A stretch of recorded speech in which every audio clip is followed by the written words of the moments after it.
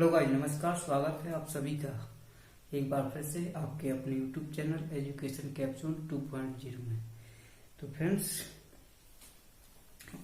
चलिए आज हम कुछ मैथ्स के क्वेश्चंस को डिस्कस करेंगे आपके सामने, जो कि आरआरबी एनटीपीसी 2016 में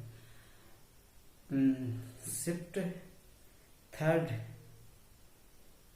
11 अप्रैल 2016 को जो थर्ड शिफ्ट थी उसमें पूछे गए थे। तो आज हम उन क्वेश्चंस को आपके सामने डिस्कस कर रहे हैं। तो आप ही कहेंगे कि बहुत ही सिंपल था और उस टाइम के वो इस टाइम में थोड़ा सा डिफरेंस होगा, तो रिलेटेड इसी से रहेगा, लेकिन थोड़ा सा लेवल हाई रहेगा। तो चलिए चलते हैं और पहले क्वेश्चंस की ओर चलते हैं। पहला क्वेश्चंस में कहा गया है, तो आप यहाँ देखिए, आपके सामने क्वेश्चंस दिखाई दे रहा होगा। तो क्वेश्चंस में लिखा हुआ है, प्रथम 10 प्राकृतिक संख्याओं का माध्य ज्ञात कीजिए। तो फ्रेंड्स, सबसे पहले समझेंगे कि माध्य फाइंड आउट करना है आपको। आप माध्य को इंग्लिश में कहेंगे मीन, या इसी को आप कह देते हैं एवरेज। जी मीन है जी स्टैटिस्टिक्स की भाषा है, और जी एवरेज है जो कि आपके जनरल एप्टीट्यूड में आती है। देखिए, जो मीन है वो स्टैटिस्टिक्स का एक वर्ड है, लेकिन उसका मीनिंग वो सेम ही होता है कि जैसे एवरेज निकाला जाता है, सेम आपका मीन निकलता है, माध्य निकलता है। ओके फ्रेंड, तो माध्य क्या होता है कि सभी संख्याओं का योग और जितनी भी संख्या है उससे डिवाइड कर दीजिए, तो आपको क्या मिल जाएगा, माध्य। इसी प्रकार से तो आपको क्या एवरेज मिलता था ना, हाँ आप समझते हैं। तो सिमिलरली एवरेज जैसा ही आपको क्या मिलेगा, आपको मिलेगा माध्य। कैसे मिलेगा कि सबका योग और सबसे और उसके जितने नंबर होंगे उससे आप डिवाइड कर देंगे, तो आपको क्या मिल जाएगा, माध्य। तो यहाँ पे आपको क्या करना है, ना तो आपको योग निकालना ना ही कुछ निकालना। दिया है आपको 10 प्राकृत संख्याओं का योग, तो आपको क्या करना है, डायरेक्ट 10 प्राकृत मतलब लगातार प्राकृत संख्या होंगी तो लगातार होंगी। जब लगातार संख्या दी हुई हो आपको, तो जितनी संख्या दी हुई हो तो उसमें क्या कर देंगे आप, 1 प्लस कर देंगे अपन 2 से डिवाइड कर देंगे। तो इस प्रकार से यहाँ पे होगा 11/2। तो आपको जो मीन होगा वो मिल जाएगा, माध्य मिल जाएगा 5.5। ओके फ्रेंड्स, यही आपका क्या होगा, आंसर होगा। आई होप आप समझ गए होंगे। अब कहेंगे सर आपने ऐसा कैसे किया, तो मैं आपको बता दूं इसके पीछे का लॉजिक क्या है कि आपको सबसे पहले क्या चाहिए पड़ता होता है, योग। तो योग आपने पढ़ा होगा कि n+1/2 क्या होता है, योग किसका, लगातार प्राकृत संख्याओं का। ओके फ्रेंड्स, तो अब यहाँ पे n इक्वल टू कितनी है, 10, क्योंकि 10 लगातार संख्याएं दी हुई है। यदि n बराबर 10 है आपके पास, n इक्वल टू कितना है, 10, तो यहाँ पे रखेंगे आप। और यदि j हो गया क्या आपका योग, और यदि n मतलब जितनी संख्या है उसी से डिवाइड कर दें तो क्या निकल जाएगा, यदि हम इसमें n से डिवाइड कर दें मतलब जितनी संख्या है, तो क्या निकल के आ जाएगा आपके पास, डायरेक्ट निकल के आ जाएगा उसका माध्य एवरेज। ओके फ्रेंड्स, माध्य मीन। तो इस प्रकार से 10+1/10 × 2। ओके फ्रेंड्स, n × n+1 यहाँ पे होता है n × n+1। ओके फ्रेंड, तो इसी में यहाँ पे क्या आता है, 10। तो 10 से 10 कैंसिल हुआ, ये हुआ यहाँ पे 11/2, डायरेक्ट निकल के आ गया आपके पास कितना, 5.5। तो इस प्रकार से मैंने डायरेक्ट आपको इतनी कहानी ना बताते हुए उसको शॉर्ट किया है। ओके फ्रेंड्स, आई होप आप इस चीज को समझ गए होंगे। तो चलिए आप नेक्स्ट क्वेश्चन की ओर बढ़ते हैं। तो नेक्स्ट क्वेश्चन है आपका, नेक्स्ट क्वेश्चन में आपको दिख रहा होगा कि कहा गया है कि 12, 1, 10, 1, 9, 3, 4, 9, 7, 9 की माध्य का मतलब मीडियन ज्ञात कीजिए। मीडियन मतलब माध्य का, माध्य नहीं माध्य का ज्ञात करना है। ओके फ्रेंड्स, तो आपको सबसे पहले क्या करना है, यदि आपको देखना है कि n बराबर कितनी संख्याएं दी हुई हैं आपको, कितनी संख्याएं दी हुई हैं। तो आपको क्या दिया हुआ है, 12 1 10 1 9 3 10 1 9 3 10 1 9 3 4 9 7 9 4 9 7 9 इस प्रकार से आपको संख्याएं दी हुई हैं। ओके फ्रेंड्स, तो आप सबसे पहले क्या करेंगे, वो आप इसको या तो आप डिक्रीजिंग ऑर्डर या इंक्रीजिंग ऑर्डर में इसको लिख लें।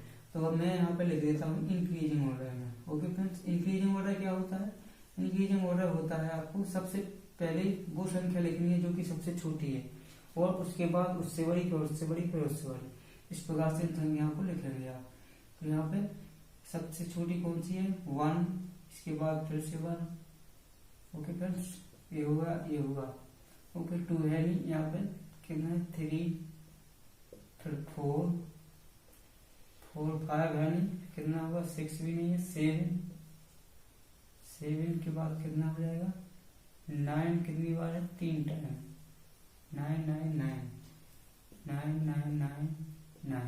ओके फ्रेंड्स, अब बचा है आपके पास कितना, 10 और प्लस 12। अब आप इसको क्या करें, काउंट करें, 1 2 3 4 5 6 7 8 9 10। तो आप देख रहे होंगे यहाँ पे कितनी संख्या है, 10। n बराबर क्या है आपका, 10। तो आपको कुछ नहीं करना फ्रेंड्स, कुछ नहीं करना, मैं बोल रहा हूँ कुछ नहीं करना। करना क्या है सिर्फ कि जब 10 संख्या है तो कुछ संख्या ये क्या है, सम है, इवन नंबर है, इवन नंबर हो जाए जब, ठीक है, तो यहाँ से बराबर संख्या इस साइड से निकाल दें और बराबर संख्या इस साइड से निकाल दें। 1 2 3 4, तो 4 संख्या इस साइड से छोड़ दी और 4 संख्या इस साइड से छोड़ दी। तो बाकी जो 2 संख्याएं बची हैं आपके साथ, आपके पास कितनी, 7 प्लस 9, इसको ऐड करके क्या कर दें, 2 से डिवाइड कर दें। तो कितना हो जाएगा, 16/2, क्या हो जाएगा, 8। यही आपका क्या होगा, मीडियन। आई होप आप इसको भी भली भांति समझ गए होंगे। ओके फ्रेंड्स, तो इस प्रकार से आप इसको फाइंड आउट कर सकते हैं। ओके फ्रेंड्स, अब नेक्स्ट क्वेश्चन की ओर बढ़ते हैं।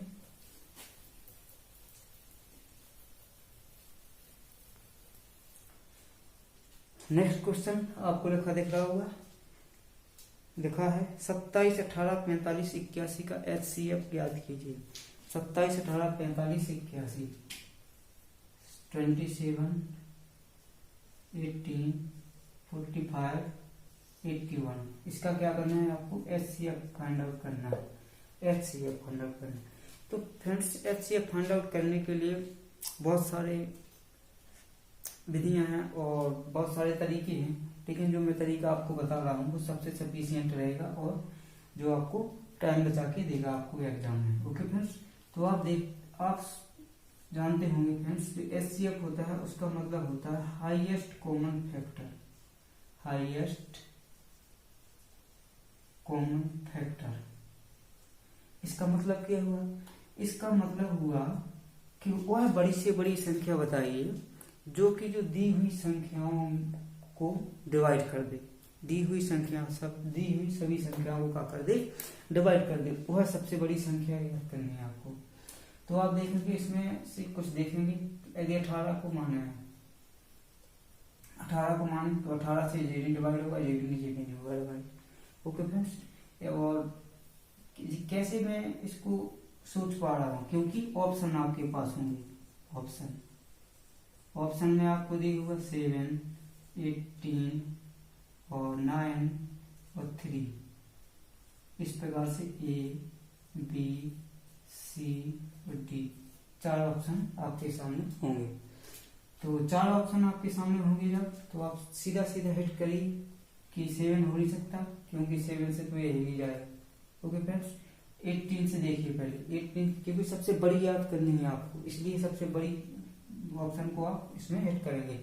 तो आप 18 से देखेंगे यही डिवाइड नहीं हो रहा, फर्स्ट जो नंबर है वही डिवाइड नहीं हो रहा है, तो आगे कैसे अपन यूज कर सकते हैं, तो इसको भी आप कैंसिल कर सकते हैं।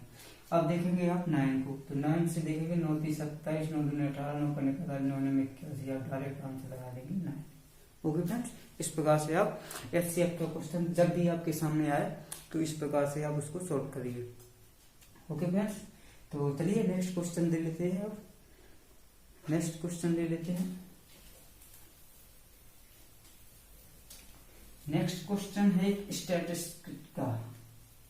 मैंने आपको पढ़ाया है स्टैटिस्टिक्स अच्छी तरह से, आप जाके देखिए, वीडियो डला होगा तो आप देख सकते हैं वहां से और सीख सकते हैं पूरे स्टैटिस्टिक्स में, जैसे मॉड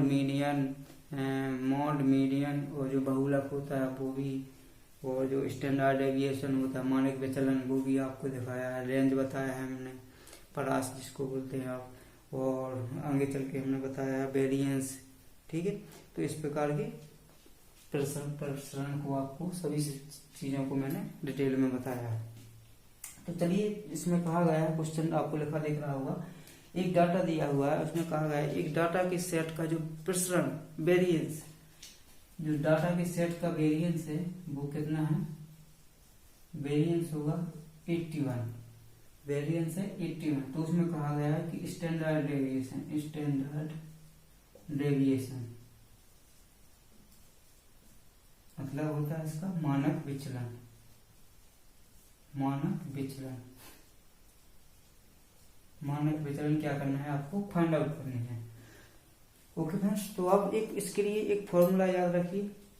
यदि आपको स्टैंडर्ड डेविएशन दिया हुआ है तो आपसे पूछेगा वेरिएंस, वेरिएंस दिया हुआ है तो आपसे पूछेगा स्टैंडर्ड डेविएशन। तो इन दोनों में रिलेशन क्या होता है उस चीज को आप देखिए। इस चीज में होता है स्टैंडर्ड डेविएशन, मैं शॉर्ट में लिख देता हूं इसको, स्टैंडर्ड डेविएशन इक्वल टू होता है वेरिएंस, वेरिएंस का क्या होता है वर्ग। इस इतनी सी बात याद रखिए आप, वेरिएंस।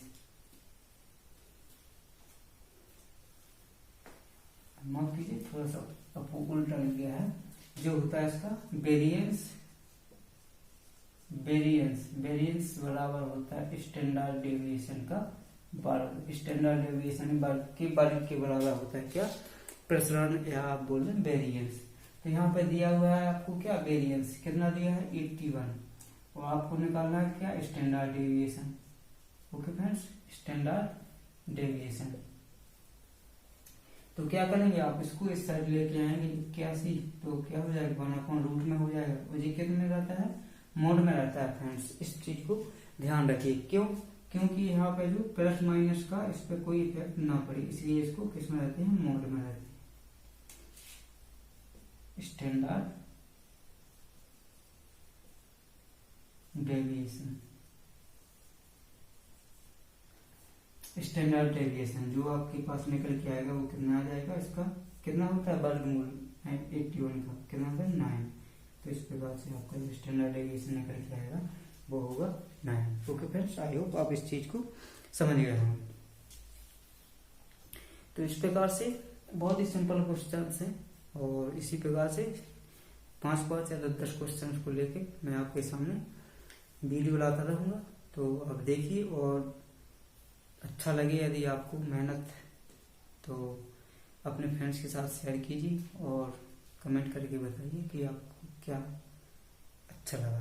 ओके फ्रेंड, चलिए कल फिर मिलते हैं, कल जब तक के लिए bye, thank you so much.